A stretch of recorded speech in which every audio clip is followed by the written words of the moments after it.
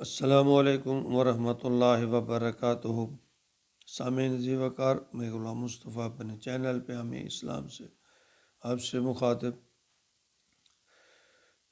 درس قرآن کے سلسلہ میں آج کا ہمارا سبق سورۃ الاعراف آیت نمبر 173 اور 174 پر مشتمل ہے۔ اعوذ باللہ من الشیطان الرجیم، بسم اللہ الرحمن الرحیم۔ او تقولوا انما اشرک آباؤنا من قبل وكنا ذریة من بعدهم افتهلكنا بما فعل المبطلون وكذلك نفصل الآیات ولعلهم يرجعون۔ ان آیت میں واضح طور پر بتا دیا گیا کہ تم اپنے کسی گناہ کو اور خاص طور پر مشرکانہ روایت کو یہ کہہ کر اپنی جان نہیں چھڑا سکو گے کہ چونکہ ہمارے آباء و اجداد ایسا عمل کرتے رہے تو ہم نے تو صرف ان کی پیروی کی ہے۔ فرمایا او تقولو انما، یا تم یہ کہو کہ بے شک انما اشرک آباؤنا، کہ شرک تو ہمارے آباء و اجداد کرتے رہے، من قبل، اس سے پہلے،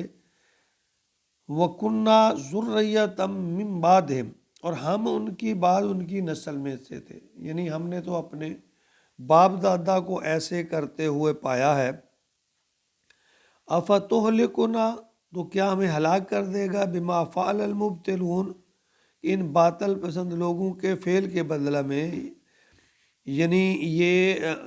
انسان کی طرف سے اللہ تعالیٰ گویا کہ یہ وکالت کرتے ہوئے یہ ایک بات بیان فرما رہے ہیں کہ لوگ یہ کہیں گے کہ ہم نے تو اپنے باپ دادا کو شرک کرتے ہوئے پایا، ہم نے تو صرف ان کی پیروی کی ہے، تو ان کے شرک کے بدلے میں، ان کے اس عمل کے بدلے میں کیا ہمیں ہلاک کر دے گا اللہ؟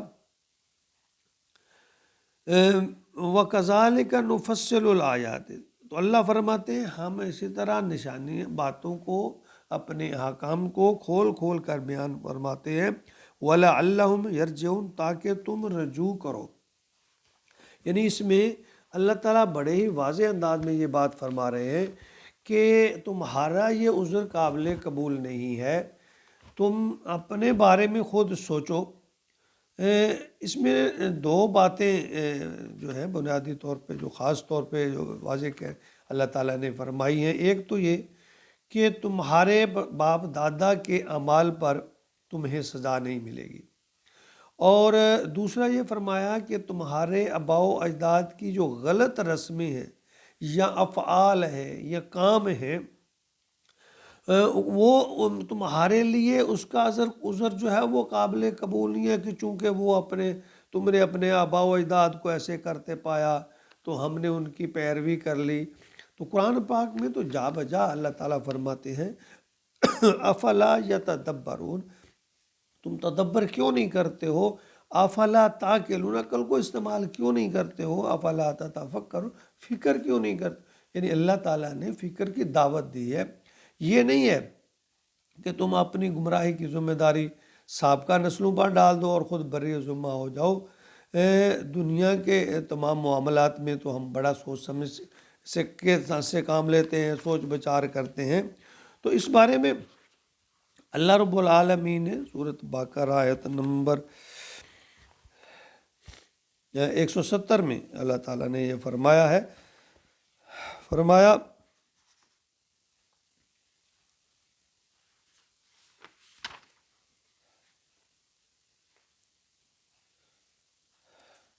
وَمَثَلُ الَّذِينَ كَفَرُوا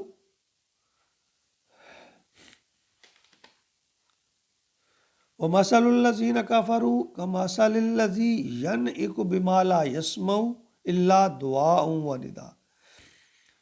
کہ یہ جو لوگ ہیں، ان لوگوں کی جو مثال ہے اس کے بارے میں اللہ تعالیٰ نے فرمایا کہ ان کی مثال ایسی ہے کہ وہ سنتے نہیں ہیں، مانتے نہیں ہیں،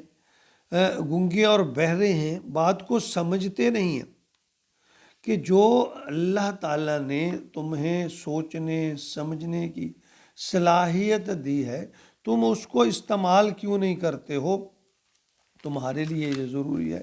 کہ تم اللہ کے دی ہوئی جو عقل ہے، جو سمجھ ہے، اس کو استعمال کرو۔ تم دنیاوی کاموں میں تو بڑا سوچ بچار کرتے ہو، یہ کام ایسے ہونا چاہیے، یہ کام ایسے ہونا چاہیے، اس میں تو کسی پر اکتفا نہیں کرتے، اس میں تو خود کہتے ہو کہ میں اس کو پہلے پرکھوں گا، میں اس کو پہلے سوچوں گا، میں اس کو دیکھوں گا تو پھر میں اس کو کروں گا۔ تو اس بارے میں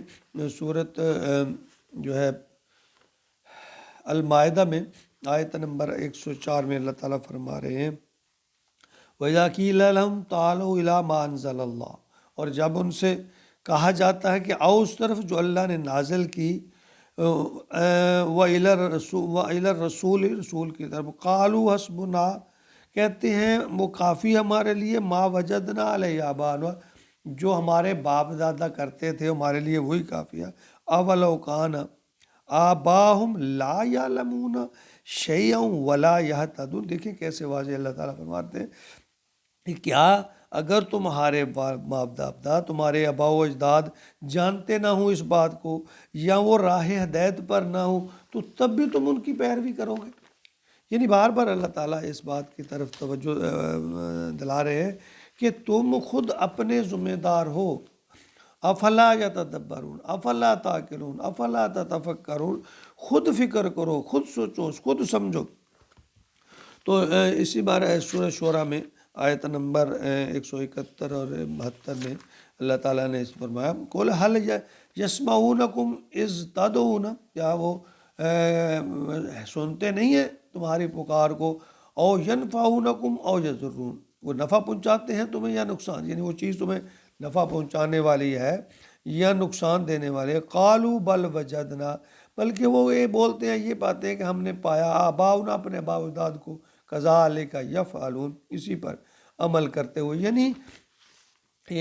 اس سبق کا جو خلاصہ ہے وہ یہی ہے کہ انسان اپنے کردار کا، اپنے اعمال کا خود ذمہ دار ہے۔ اندھی تقلید، اور خاص طور پہ اگر وہ اللہ کے ساتھ شرک ہو تو اس میں لاپرواہی کرنا، تدبر اور عقل سے کام نہ لینا، تو اس بارے میں ہر انسان اپنا خود ذمہ دار ہے۔ تو اس کے لیے ہمیں قرآن و حدیث سے رہنمائی ملتی ہے، ہمیں قرآن و حدیث سے جب ہم دنیا کے اتنے کاموں میں سوچ بچار، محنت، اسٹرگل کرتے ہیں، ان کو سمجھنے کے لیے، پرکھنے کے لیے، کہیں ہمیں نقصان نہ ہو جائے، گھاٹے میں نہ چلے جائیں، جی بعد میں نہ پچھتانا پڑے، تو بڑے ہم تدبر بھی کرتے ہیں، فکر بھی کرتے ہیں، سوچتے بھی ہیں۔ دنیاوی کاموں میں تو سب کچھ سوچتے ہیں، لیکن اخروی کاموں میں بس جی چونکہ ہمارے بڑے سب، یہ بڑے سب سے مراد یہ آبا و اجداد اور دوسرے سب لوگ، یعنی ہمارے پہلے، یہ ہم ان کی پیروی کرتے ہیں، کیوں؟ وہ کوئی پاگل تھے، اس طرح کہ اللہ تعالیٰ کے پاس کوئی حجتیں نہیں چلیں گی۔ ہر انسان اپنے اعمال کا ذمہ دار ہے، انسان کو سوچ سمجھ کرنی چاہیے۔ اللہ تعالیٰ ہمیں سمجھ کی توفیق عطا فرمائے، تو سمجھ تبھی ہوگی جب ہم قرآن اور حدیث کا مطالعہ کریں گے، اس کو پڑھیں گے، اس کو سنیں گے،